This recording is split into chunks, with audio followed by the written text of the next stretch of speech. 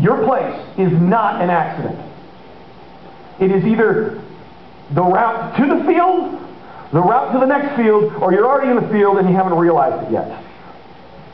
You're right there. This is where God has planned you to be.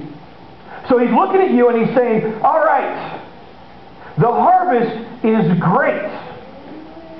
What's a harvest?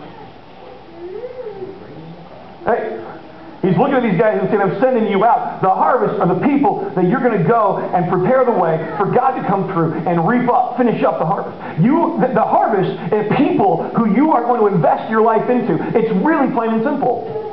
The harvest is God has called you to go out and impact people's lives. Is this some kind of arrogant, gotta be my way or the highway approach of God? No, man, this is simple. It is the passionate heart of God beating for people because He loves people desperately, and He knows that their greatest glory, their greatest joy, their greatest fulfillment is found when they're found in relationship and connection with God, because you and I were made to be in connection with God, and you will not find your greatest fulfillment until you're with God.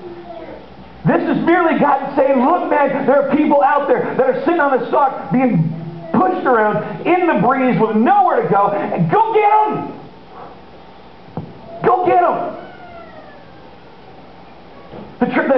The harvest is really, really big. Imagine if God looked in your life right now, your position, wherever you are, and He looks around at your life and He says, the harvest is great. What does that mean? Who are the people in your life that are the harvest? John chapter 4, Jesus tells us Jesus is part of this great story. Jesus is walking along with the disciples. They haven't eaten. They're thirsty. They're tired. They come up to a well at the edge of a Samaritan village. Jesus sits down. The disciples go in to get food.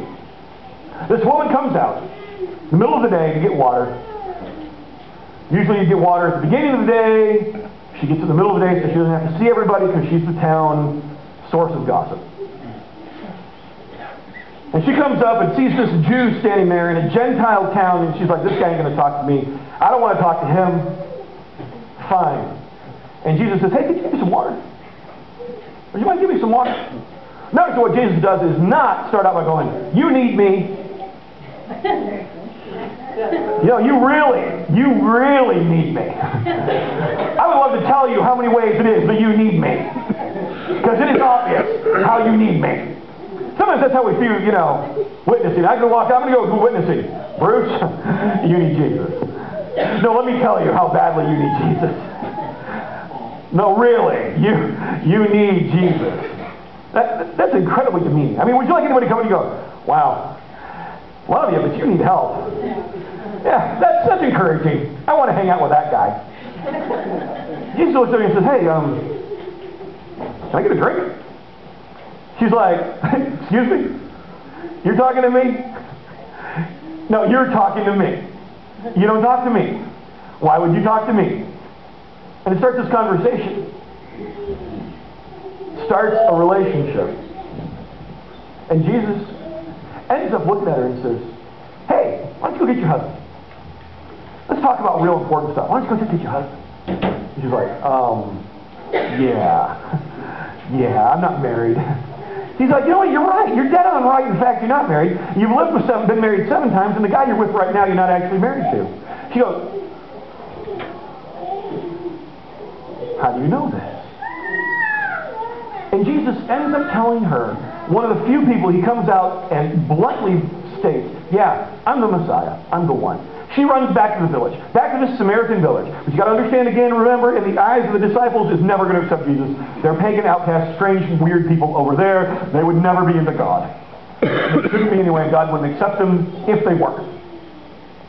Runs back, runs into town and says, hey, guys, come check out this guy that told me everything I ever did.